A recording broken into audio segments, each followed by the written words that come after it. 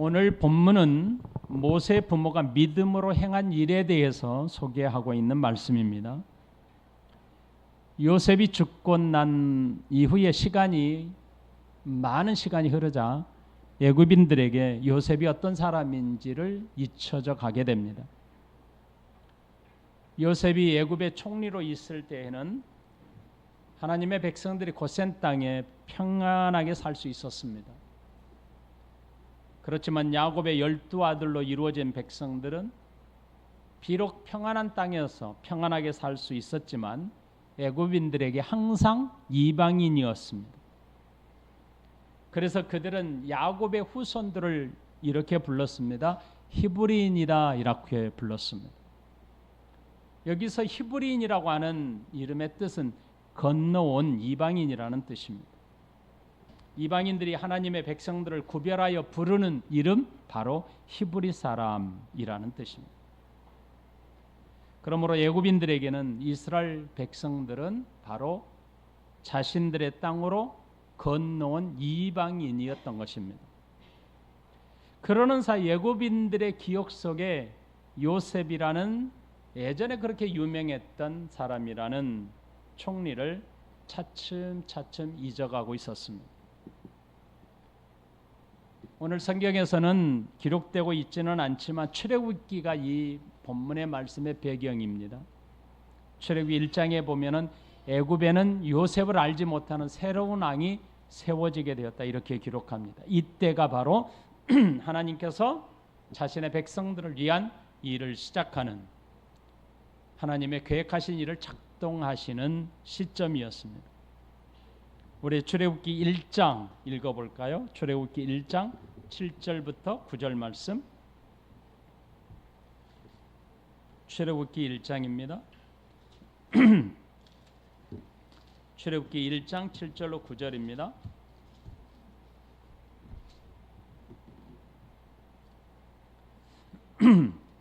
자, 출애굽기 1장 7절부터 9절 시작.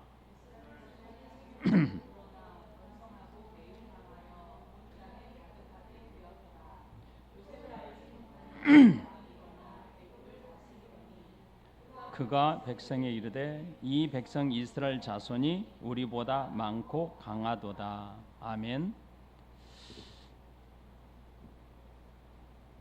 요셉과 그의 형제들은 6절에 보면은 시대의 사람들은 다 죽었다 이렇게 표현하고 있고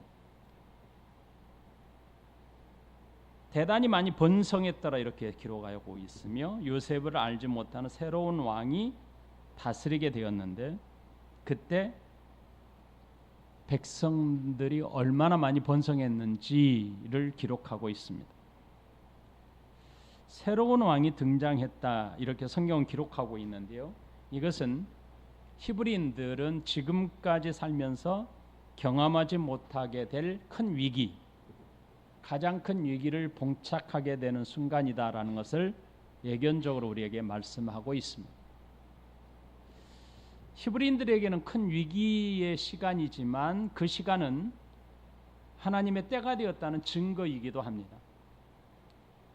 애굽의 새 왕은 큰 민족으로 번성한 히브리인들에게 무엇을 느끼기 시작하냐면 바로 두려움을 느끼기 시작하게 됩니다. 그 두려움은 혹시라도 전쟁이 일어날 때 이웃 나라들과 연합해서 자신을 대적해서 공격할까 그것이 두려워졌던 것입니다. 이런 두려움은 애굽에서 살고 있는 평안하게 살고 있는 하나님의 백성들을 괴롭게 하는 시초가 되는 것이죠. 그래서 요셉을 알지 못하는 새 왕은 하나님의 백성들의 번성을 막기 위해서 아주 강력한 노동을 시키게 됩니다. 요셉을 알지 못하는 새 왕이 일어나서 산하 제한을 위해 힘에 겨울 만큼 아주 심한 노동을 통해서 백성들을 학대했습니다. 하나님의 백성들은 지금까지 평안하게 애굽에서 정착하여 살았고 이 지역은 자신들이 살만한 지역으로 인식하며 평안하게 지내고 있었습니다. 그만큼 백성들은 자신들이 누구인지 지금 요셉을 알지 못하는 새 왕이 드러나서 두려워했다라고 하는 이 모든 말씀들을 통해서 애굽인들이 자신들을 핍박하기 전까지 자신들이 누구인지를 알지 못하고 있다가 핍박이 가해지면서 우리는 히브리인이라는 정체성을 깨닫기 시작하게 됩니다. 그래서 성경은 출애굽기에서 가장 많이 등장하는, 반복적으로 등장하는 이름이 바로 이스라엘 백성보다도 히브리인이라는 사실을 기록해 줍니다. 하나님의 백성들에게 애굽은 바로 주인의 땅, 자신들이 다스리는 주인의 땅으로 인식하고 살아가기보다는 이 백성들에게는 이방인들이라고 하는 사실을 반복적으로 성경은 기록해 주므로 애굽 땅에 고센 땅에 살고 있는 이스라엘, 여기서 이스라엘은 야곱의 또 다른 이름, 민족의 이름이죠. 이스라엘 공동체의 백성들이다. 그래서 히브리인이다라는 것을 반복적으로 기록해 주고 있습니다. 당시 애굽인들은 백성들에게 강력한 아주 심한 고통으로, 아주 심한 노동력으로 착취를 하게 되면 저들이 번성하는 것을 막을 줄 알았습니다. 그런데 저들의 뜻과는 반대로 오히려 더 번성하게 됩니다. 이것은 하나님께서 행하시는 일을 사람이 막을 수 없다, 하나님의 때를 인간이 막을 수 없다는 것을 간접적으로 보여주는 겁니다. 잠언 19장 21절 뭐라고 되어 있냐면 사람의 마음에는 많은 계획이 있어도 오직 여호와의 뜻만이 완전히 서리라, 이렇게 기록합니다. 우리가 사는 지금의 일들, 내가 살아가고 있는 이 시점에 일어나는 일들의 의미를 우리는 잘 모를 때가 많습니다. 하나님은 사람의 계획까지도 자신의 뜻을 위해서 사용하신다는 것을 우리는 잘 인지하지 못할 때가 많습니다. 그래서 성경은 우리에게 이렇게 권면하고 있습니다. 전도서 7장 14절, 형통한 날에는 기뻐하고 곤고한 날에는 되돌아보아라. 이 두 가지를 하나님이 병영하게 하사 사람이 그 장래의 일을 능히 헤아려 알지 못하게 하셨느니라. 늘 되돌아보라는 겁니다. 형통한 날, 곤고한 날, 어떤 날에도 돌아봐라. 그래서 하나님은 기쁠 때도 슬플 때도 고난이 있을 때도 역경이 있을 때도 우리에게 아주 행복한 날이 있을 때도 하나님은 이 두 가지를 병행해 가면서 하나님 자신의 뜻을 이루신다, 이렇게 표현합니다. 그러니까 우리 속에 일어나는 모든 일들이 어쩌면 하나님의 자신의 뜻을 위하여 우리로 하여금 깨닫게 하시고 하나님 앞에 나아가도록 하시는 하나님의 계획 안에 있다는 일입니다. 애굽인들이 히브리인들을 핍박하여서 아주 극심한 노동력으로 그들의 번성을 막겠다는 계획은 완전히 실패했습니다. 아무리 강도가 심한 노역과 괴롭게 하는 일들을 하게 하더라도 그들의 번성을 막아내지는 못했습니다. 그러자 여기서 그치지 않았습니다. 극단적인 조치를 취하게 됩니다. 애굽 왕은 히브리인들 가운데 산모를 돕는 산파를 부릅니다. 바로 십브라와 부하를 불러냅니다. 그리고 남자아이가 태어나면 죽이고 여자아이가 태어나면 살려두라는 아주 극단적인 명령을 내립니다. 이 명령은 두 사람에게는 무섭고 두려운 명령이었습니다. 하지만 산파들은 애굽 왕의 무서운 명령보다 누구를 더 두려워했다고 했냐면 하나님을 더 두려워했다라고 기록하고 있습니다. 출애굽기 1장 17절 말씀을 같이 읽어볼까요? 출애굽기 1장 17절 시작. 그러나 산파들이 하나님을 두려워하여 애굽 왕의 명령을 어기고 남자 아기들을 살린지라. 애굽 왕이 산파를 불러 어찌 남자 아이들을 살려냈느냐라고 추궁을 합니다. 그러자 산파들은 이렇게 대답합니다. 히브리 여인들은 애굽 여인과 같지 않아요. 히브리인들은 건장하여 우리들이 도착하기 전에 이미 해산해버리고 말았습니다. 그러니 우리가 죽일 수 없었어요 라고 답변합니다. 여러분, 애굽 왕의 무섭고 두려운 명령은 하나님을 경외하는 산파로 말미암아 철저하게 또 부서집니다. 실패로 돌아갑니다. 이런 일련의 사건들을 보면 하나님의 때가 이르렀음을 성경은 이렇게 표현하고 있죠. 출애굽기 1장 20절 21절 같이 읽을까요? 시작.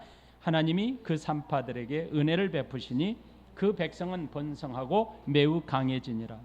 그 산파들은 하나님을 경외하였으므로 하나님이 그들의 집안을 흥왕하게 하신지라.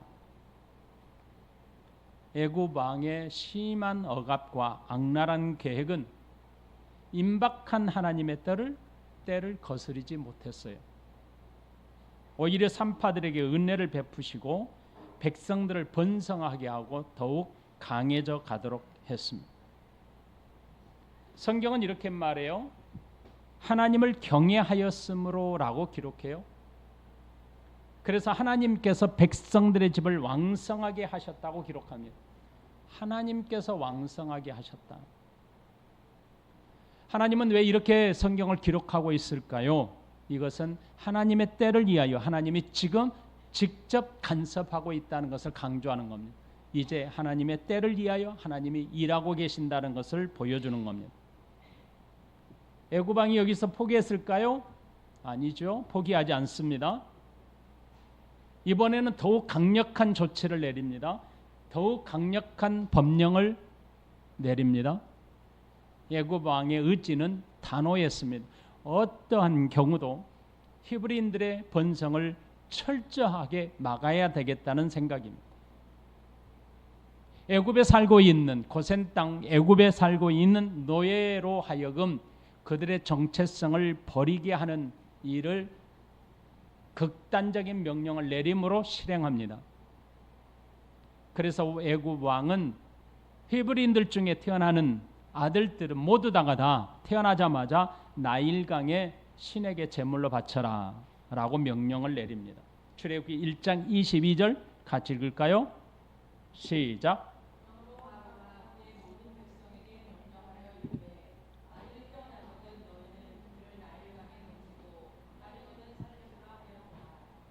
애굽 왕 바로는 히브리인들의 남자 아이를 어디에 던지라고요? 나일강에 던지고. 이 명령은 극악무도한 명령이었지요. 여러분, 나일강은 애굽인들에게 아주 특별한 의미를 지니고 있는 강입니다. 나일강은 애굽인들에게 풍요와 생명을 주는 신의 복의 장소라고 여겼습니다. 그들에게는 생명의 원천이 바로 나일강에 있다고 믿었습니다. 무엇보다도 나일강에는 히피라는 신이 존재하고 있었습니다. 그 나일강의 히피 신이 백성들에게 생명과 풍요를 준다고 믿었습니다. 애굽 왕 바로가 히브리인들의 아들들을 나일강에 던지라고 했던 이유가 단순히 모두 다 살해하겠다는 의미를 넘어선 것입니다. 나일강의 신에게 히브리인들의 아들들을 바치는 종교적 제의의 행위였던 것입니다. 히브리인들의 풍요와 번성을 막을 뿐만 아니라 애굽인들에게 나일강의 신으로 하여금 복을 누리도록 하기 위한 종교적인 행위였던 것입니다. 여러분, 극심한 고통은 하나님의 백성들에게 하나님의 때가 가까이 왔음을 짐작하게 할 수 있는 징조가 됩니다. 하나님의 백성들은 평안하고 그들이 번성할 때는 하나님의 언약이 무엇인지 상기하지 못해요. 그러다가 삶의 극심한 고통, 외부로부터 오는 심한 억압, 도저히 견디기 어려운 역경을 만나게 되면 그때야 비로소 하나님의 언약의 말씀을 생각하게 되는 것입니다. 야곱이 죽기 전에 자신의 12 아들을 불러 모아 축복할 때 성경은 이미 이렇게 밝히고 있습니다. 너희들이 비록 애굽 땅에 살아가겠지만 너희는 12 지파가 될 것이고 크게 번성하여 이스라엘이 될 것이라고 강조합니다. 창세기 49장 28절 이들은 이스라엘의 12지파라. 이와 같이 그들의 아버지가 그들에게 말하고 그들에게 축복하였으니 곧 그들 각 사람의 분량대로 축복하였더라. 요셉은 죽기 전에 자신의 아들들과 형제들에게 물려받은 언약의 계승을 그대로 부탁합니다. 요셉의 죽음 앞에 있는 형제들과 요셉의 아들들은 앞으로 이루어질 민족이었습니다. 민족의 지파의 대표자들이었던 것이죠. 그러므로 요셉은 민족으로 성장하게 될 궁극적인 나라를 바라보며 죽었던 것입니다. 그래서 그는 죽기 전 언약이 반드시 성취될 것이라고 자신의 형제들과 아들들에게 확신을 시켜줍니다. 하나님께서 때가 되면 약속한 대로 이곳을 나가게 할 것이고 탈출하게 할 것이고, 하나님께서는 아브라함과 이삭과 야곱에게 맹세하신 땅으로 이 백성을 이끌어가게 될 것이다. 그곳으로 인도하실 것이라고 말씀합니다. 하나님께서 아브라함에게 약속한 말씀은 어떤 말씀이었습니까? 너희가 이방의 객이 되었다가 400년이 지나면 이곳 곧 가나안 땅으로 돌아오게 될 것이다 라고 하는 약속 아닙니까? 이 언약이 아브라함에 이어서 이삭으로, 이삭에 이어서 야곱으로, 야곱에 이어서 요셉까지 계승된 게 된 것입니다. 이 언약을 요셉은 이루어질 것을 바라봄으로 12지파를 통해서 번성하게 될 민족을 바라보면서 자신의 형제들에게 맹세시켰던 것입니다. 그러므로 요셉에게 맹세한 그들은 어느 한 사람의 아들들이 아니라 민족의 지표자, 지파의 대표자였던 것입니다. 요셉은 죽기 전 장차 번성하여 세워지게 될 이스라엘 나라의 각 지파의 대표로 하여금 언약의 계승이 있음을 그들에게 사명을 확인시켜 주었습니다. 창세기 50장 24절로 25절 같이 읽습니다. 창세기 50장 24절 25절 시작.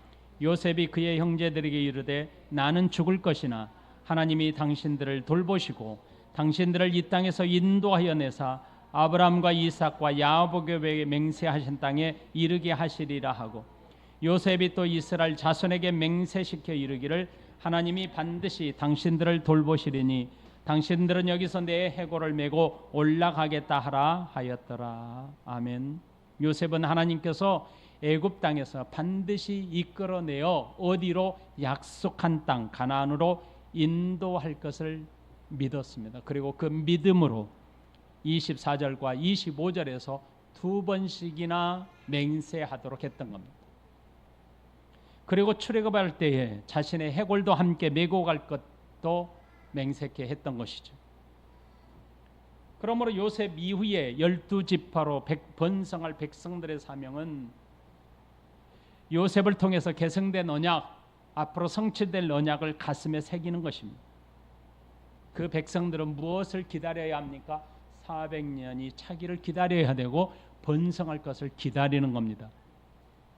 그러므로 400년이 차고 번성한다라는 것이 저들에게 인지가 되는 그 순간, 아하, 하나님께서 행하실 때가 되었구나, 하나님의 시간이 가까이 왔구나라는 것을 생각하며 기다리며 살아야 하는 겁니다. 그런데 하나님의 언약의 이 말씀을 가슴에 새기고 마음으로 기억하고 산 사람이 등장합니다. 그 사람이 바로 모세의 부모였던 것입니다. 히브리서에서는 이렇게 말씀하고 있습니다. 히브리서 11장 23절 믿음으로 모세가 낳았을 때 그 부모가 아름다운 아이임을 보고 석 달 동안 숨겨 왕의 명령을 무서워하지 아니하였으며. 여러분, 모세가 태어날 때 모세의 부모는 하나님의 때 징조로 믿었다고 성경은 기록하고 있어요. 부모의 믿음을 그 부모가 아름다운 아이임을 보고라고 표현하고 있습니다. 믿음으로 그 부모가 아름다운 아이임을 보았다. 이 세상의 모든 부모가 자신의 아이가 태어날 때 아름답지 않고 예쁘지 않는 아이가 있을까요? 그러므로 이 아름다움을 보고라고 하는 이 뜻은 외모적으로, 마음적으로 아름다움을 표현하고 있는 것 같지 않습니다. 히브리서에서 모세가 태어날 때 그의 부모가 아름다운 아이였음을 보았다고 기록하고 있는데, 여러분 잘 아는 것처럼 모세의 부모 아브람, 요게벳 아닙니까? 아브람과 아므람과 요게벳이 모세가 태어날 때 외모를 보고 내 자식이기 때문에 어떤 혈육적인 의미에서 아이가 예뻐 보였다라는 것을 굳이 이렇게 강조할 필요는 없습니다. 그 앞에 믿음으로라는 게 중요하죠. 모세가 태어날 때는 이미 하나님께서 약속하신 400년이 되었던 시기 아닙니까? 그러므로 아브라함과 이삭과 야곱과 요셉을 통해서 맹세한 언약을 기억하고 사는 사람이라면 하나님의 때를 간절히 사모하고 기다리고 있었을 겁니다. 무엇보다도 하나님께서 분명한 징조를 보여 알게 하실 것을 믿음을 갖고 살았던 것입니다. 하나님의 때가 도래함을 어떻게 알 수 있었을까요?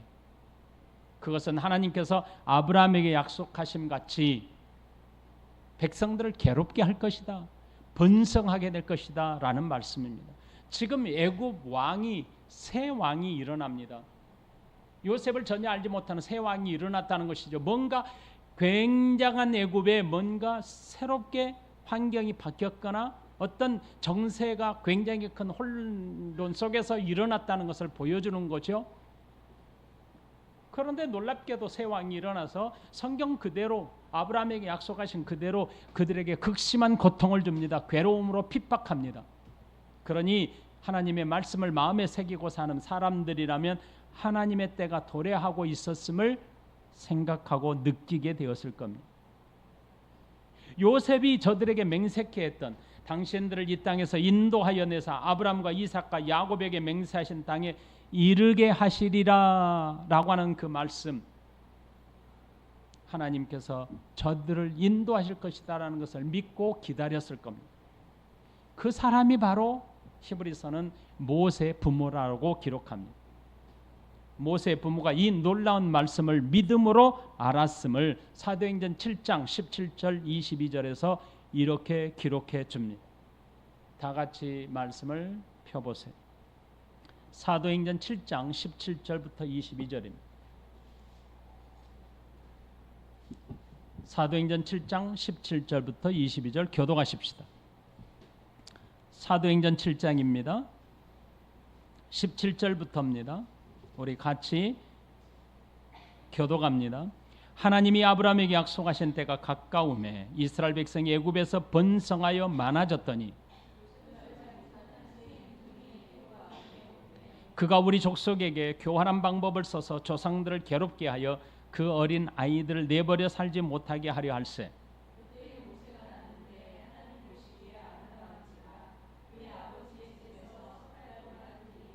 버려진 후에 바로의 딸이 그를 데려다가 자기 아들로 기름해 모든 사람 질보여 그의 말과 일들이 능하더라. 아멘. 여러분, 때가 가까움에 하나님이 사람을 준비하셨다는 말씀입니다. 그런데 모세 부모가 아름다운 아임을 보았다는 의미를 사도행전에서는 하나님이 보시기에 아름다운지라 라고 해석하고 있습니다. 모세의 부모는 모세가 태어날 때 하나님의 언약을 이행할 아들임을 무엇으로 보았냐면 믿음의 마음으로, 영적인 눈으로 보았다는 겁니다. 이것은 믿음만이 가능하게 되는 겁니다.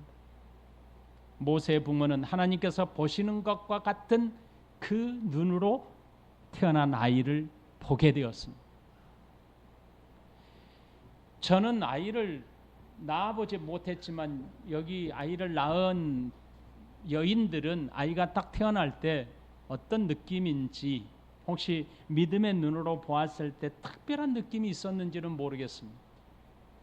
모세의 부모는 하나님의 눈으로 보더니 하나님의 눈과 동일한 같은 시야로 봤다는 게 놀라운 것입니다. 믿음이었습니다.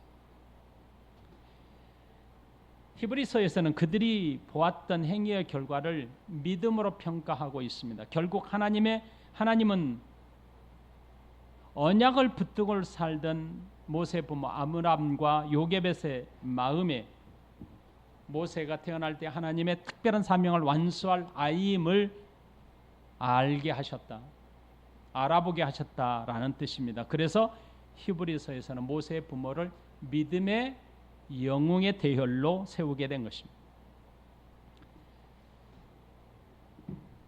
모세의 부모는 모세가 태어나서 이 아이가 특별한 사명자임을 알아보았습니다. 그런데 거기서 그치지 않고 더 나아가서 석 달 동안 숨겨 왕의 명령을 무서워하지 아니하였다, 이렇게 기록합니다. 모세의 부모가 석 달 동안 숨기는 행위는 부모로서 아이를 포기하는 것을 넘어선 겁니다. 왕의 명령을 무서워하지 않았다라고 기록합니다. 산파들은 하나님이 두려워서 아이들을 살려냈다, 이렇게 표현하죠. 산파들이 하나님을 두려워하는 것, 성경은 하나님을 경외하였다라고 표현하고 있습니다. 또한 모세의 부모는 어땠습니까? 왕의 명령을 두려워하지 않았다고 했습니다. 이들의 행위는 믿음으로 말미암아 된 것입니다. 왕의 명령을 무서워하지 않음이 부모에게 용기와 담대함으로 모세를 살리는 것을 자신의 목숨보다 더 귀한 것으로 여겼기 때문이다 라고 말하지 않습니다. 이것은 근본이 바로 하나님의 눈으로 이 아이를 보았기 때문이라는 겁니다. 하나님께서 보내신 아이임을 보았다는 겁니다. 그래서 사도행전 7장, 그리고 출애굽기 2장, 그리고 히브리서 11장 말씀을 종합하여 볼 때 모세의 부모는 하나님께서 약속하신 때를 위해 준비한 자녀임을 믿음으로 알아보았다라고 할 수 있습니다. 어떻게 이게 가능할까요? 창세기 15장 13절 16절, 여호와께서 아브라함에게 이르시되 너는 반드시 알라, 네 자손이 이방에 객이 되어 그들을 섬기겠고 그들은 400년 동안 네 자손을 괴롭히더니 그들이 섬기는 나라를 내가 징벌하며 그 후에 내 자손이 큰 재물을 이끌고 나오리라. 너는 장수하다가 평안히 조상에게 돌아가 장사될 것이요 내 자손은 4대 만에 이 땅으로 돌아오리니 이는 아모리 족속의 제약이 아직 가득 차지 아니함이니라 하시더니, 여러분, 모세의 부모가 모세를 특별한 아이임을 알아보고 석 달 동안 숨겼어요. 그 숨긴 이유가 무엇 때문이냐면 이 하나님의 때를 기다렸던 겁니다. 하나님께서 모세를 세우기 위한 때를 위해서 숨긴 것입니다. 그리고 석 달 동안 숨기고 드러내야 할 때가 되자 갈대 상자에 담아 나일강에 아이를 던지게 된 겁니다. 그런데 놀랍게도 이 기막힌 때가 언제입니까? 바로 공주가 나타난 때, 그때를 가리킵니다. 우리는 이 지점에서 다음과 같은 질문을 할 수 있습니다. 왜 유독 모세의 부모만이 왕의 명령을 거부하고 모세를 숨기는 이 대담한 행위를 했을까라는 질문입니다. 과연 다른 부모들은 왕의 명령에 어떻게 대처했을까라는 겁니다. 성경에서는 애굽에서 노예로 오랫동안 살아왔던 히브리인들의 태도는 왕의 명령에 순종했을 것이다, 무서워서, 아니면 어쩔 수 없어서 순종했다라고 이해할 수 있습니다. 야곱의 후손들인 이스라엘 백성들은 애굽의 삶에 아주 만족하며 살아왔습니다. 그걸 어떻게 알 수 있습니까? 광야 땅에서 생활할 때 보면 압니다. 그들은 항상 애굽으로 돌아가고자 했습니다. 애굽에서 자신들은 풍족하게 살았다라고 했습니다. 그래서 광야 땅에서 항상 불평하는 모습을 보였습니다. 애굽인들에게 나일강은 단순히 물이 풍부한 강이 아닙니다. 생산과 번영을 가져다 주는 히피라는 신이 살고 있는 종교적 의미가 담겨 있는 강입니다. 그래서 애굽인들에게 나일강은 생명이었기 때문에 그들은 그 강을 성스럽게 여겼습니다. 그런 이유로 애굽의 바로 왕 공주가 나일강에 물이 없어서 집에 물이 없어서 목욕하러 나왔다라는 의미가 아닙니다. 이 장면은 종교적인 의미로 제의의 의미를 갖는 것입니다. 바로의 공주는 아들이 없었기 때문에 아마 생산을 위해서 종교적 의미로 목욕 제기를 하겠다라는 의미였던 것 같습니다. 나일강의 아들을 던지라는 명령은 히브리인들에게 번성과 생명을 막겠다는 의미가 담겨 있고, 애굽인들에게는 신에게 제물을 드리는 것이 포함되어 있는 것입니다. 성경은 모세의 부모의 믿음을 거론한 것으로 보아 다른 부모들은 왕의 명령이 무서워 나일강의 아들을 무서워서 힘들고 괴롭지만 던져졌음을 짐작에 알 수 있습니다.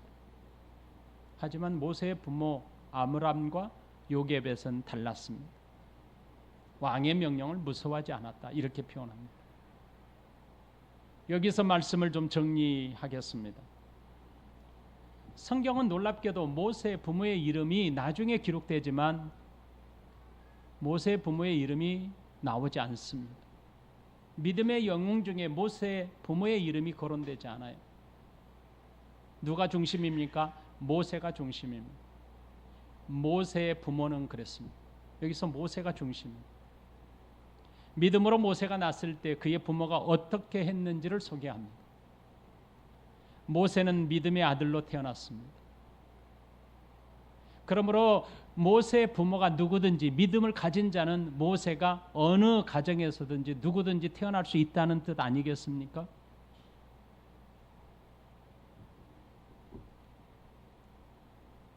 믿음의 부모를 통해서 모세는 태어났습니다. 그리고 석 달 동안 감추어졌습니다. 모세의 부모의 행위는 자식의 사랑의 힘이 근원이 아니었습니다. 하나님의 눈을 가진 사람이었습니다. 그런 부모이기에 왕의 명령이 무섭지 않았던 겁니다. 말씀 첫째 정리, 첫째는 믿음으로 모세를 보았습니다.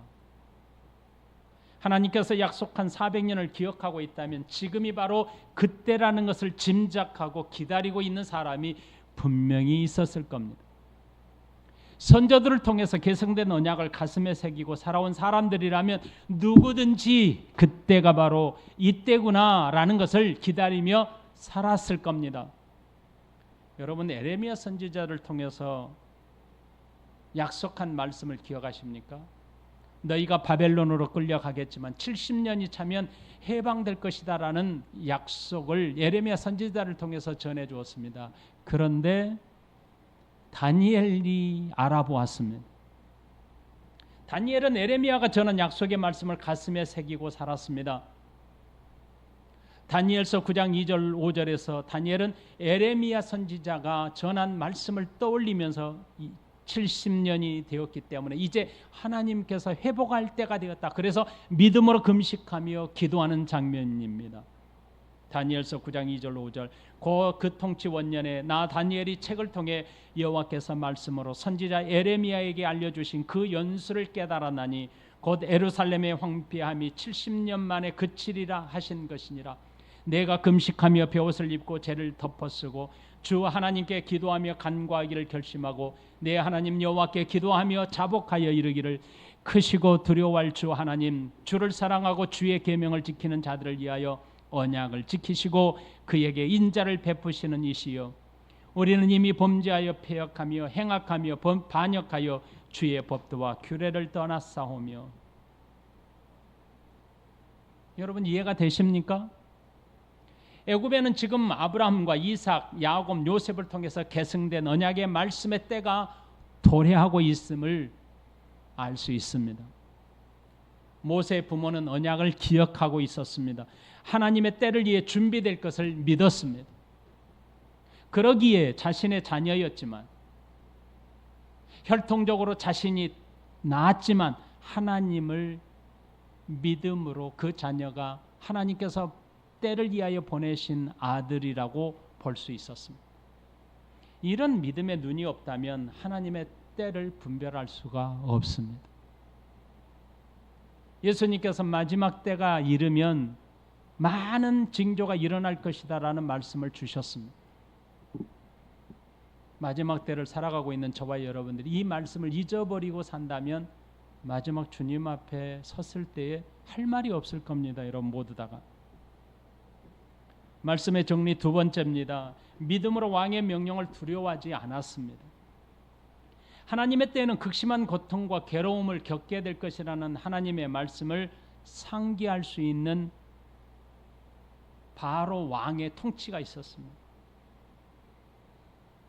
바로 왕의 통치 행위가 바로 아브라함에게 약속하고 그 계승된 말씀의 징조였던 겁니다. 바로 왕의 극심한 통치 행위는 바로 그 때의 징조였던 겁니다.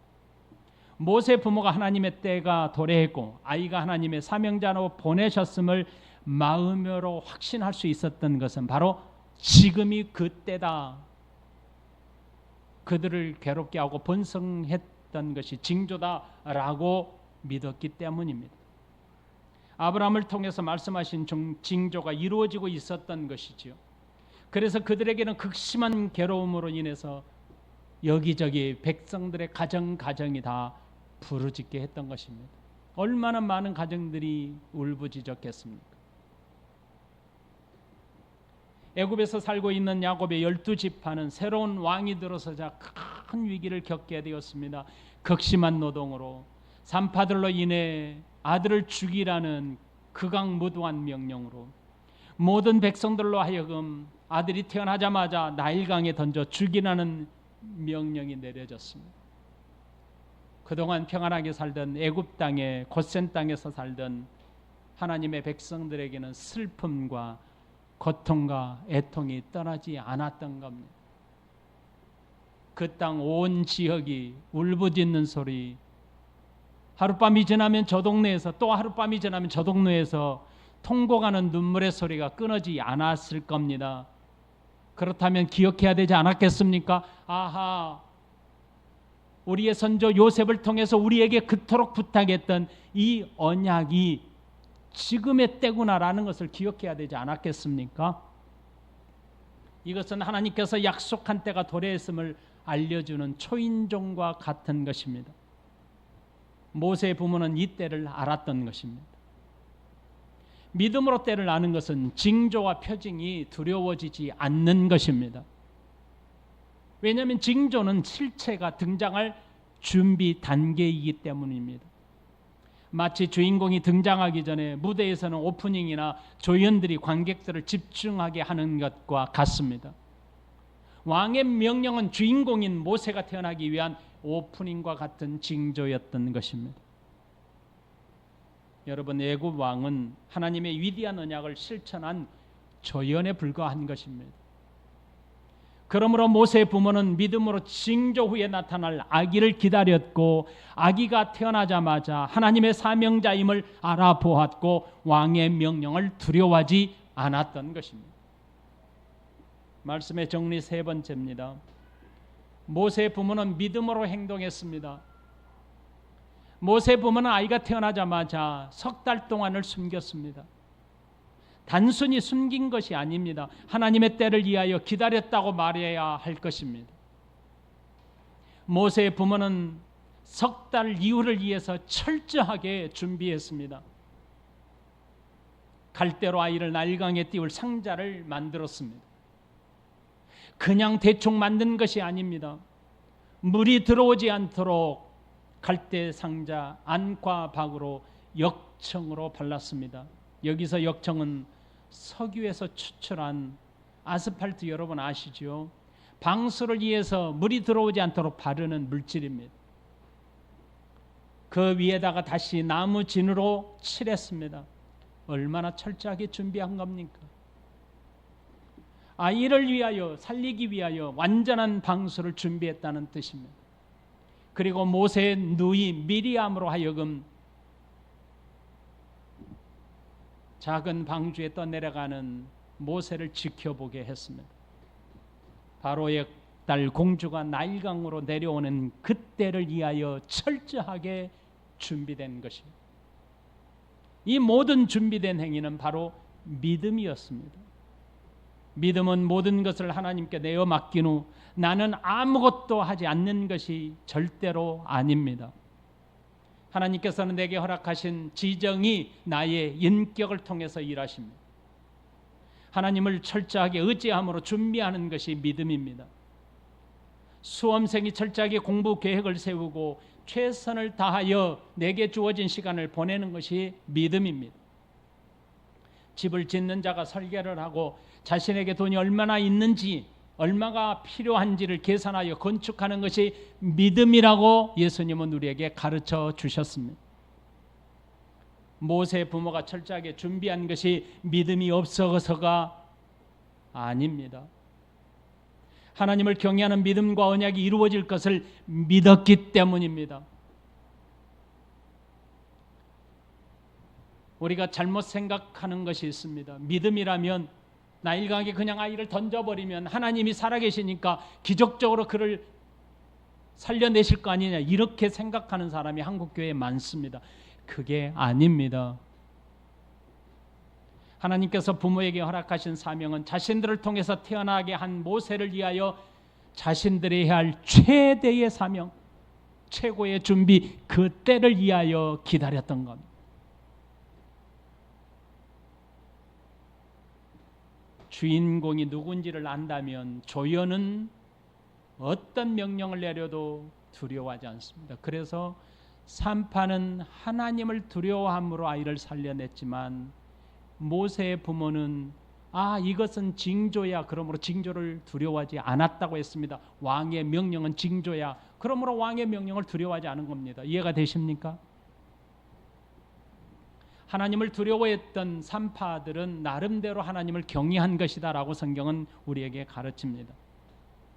모세의 부모는 하나님의 시야를 갖고 살 수 있었던 이유는 하나님의 언약의 말씀을 가슴에 새기고 살았기 때문입니다. 그러기에 철저하게 준비하여 모세를 강물에 띄워 보낸 것입니다. 이 일은 애굽 왕의 명령을 어긴 행위가 되었습니다. 하나님은 그들이 믿음으로 행했다고 평가하고 있습니다. 사랑하는 성도 여러분, 믿음의 부모를 통해서 믿음으로 자라게 되는 모세는 우리가 다음 주부터 살펴야 될 말씀, 이 모세의 생애를 보면 철저하게 장차 도래할 메시아이신 예수님을 예표하는 삶을 살게 됩니다. 오늘 말씀의 정리 세 가지를 함께 나눴습니다. 사실은 이 세 가지보다 그 전에 함께 나눴던 많은 말씀들이 우리의 가슴에 새기고 또 새겨져야 할 것입니다. 이번 한 주간 동안도 주의 거룩한 말씀의 언약의 계승자로 여러분 모두 다가 은혜로운 삶을 살게 되기를 예수님의 이름으로 축복합니다. 예수님의 다시 오심과 약속하신 때를 바라보십시다. 우리 그리스도인들도 심한 고통을 경험해요. 그래서 믿음을 가지고 있는 자들이 순교하는 일들이 많이 일어나게 되고, 전염병으로 많이 죽게 되고, 천재지변으로 많이 죽게 되고, 전쟁으로 많이 죽게 될 거예요. 그런데 이것은 하나의 징조라고 그랬습니다. 그러므로 이 징조를 두려워하지 마시기 바랍니다. 이 징조는 두려워할 게 아니고 누구를 기다리는 거예요? 예수 그리스도를 기다리는 은혜의 성도들이 되시기를 바랍니다. 우리 같이 기도하십시다.